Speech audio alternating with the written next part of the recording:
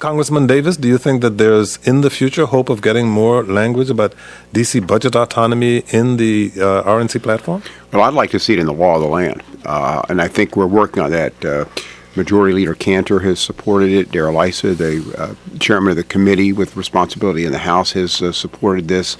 The irony here is everybody's putting it. First of all, nobody cares what's in the platform that in the governing class. This is basically for the activists. It's important to some of the convention goers. But at the end of the day, ask yourself, Democrats controlled the House, the Senate, and the presidency for 2 years. Where was it then?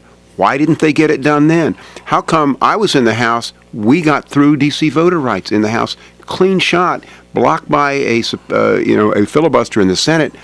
I left. They get it through the Senate, and they can't get it through a Democratic House. You got to ask yourself, what's going on here? What are the real priorities, or is D.C. being played?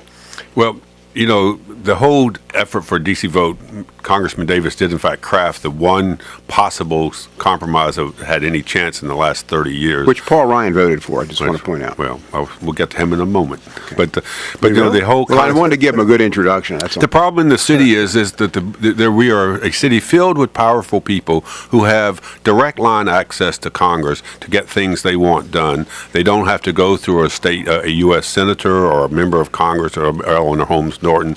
They can simply go up to the hill and get what they want done. There is no thirsting for political power like a senator or in this city by the people who have the power to change it. Well, for example, Jack Kemp, whose name has been mentioned any number of times in the past week at the convention, was a moderate conservative Republican. Proud of that label, I believe, who supported voting rights for the city of Washington. I don't think he supported statehood, but I can't remember.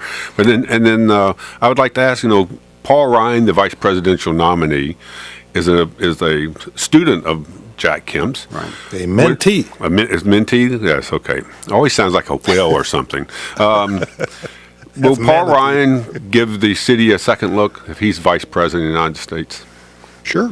And Paul is a very fair guy. His economics are very conservative, as are mine. But on these kind of issues that go beyond that, absolutely.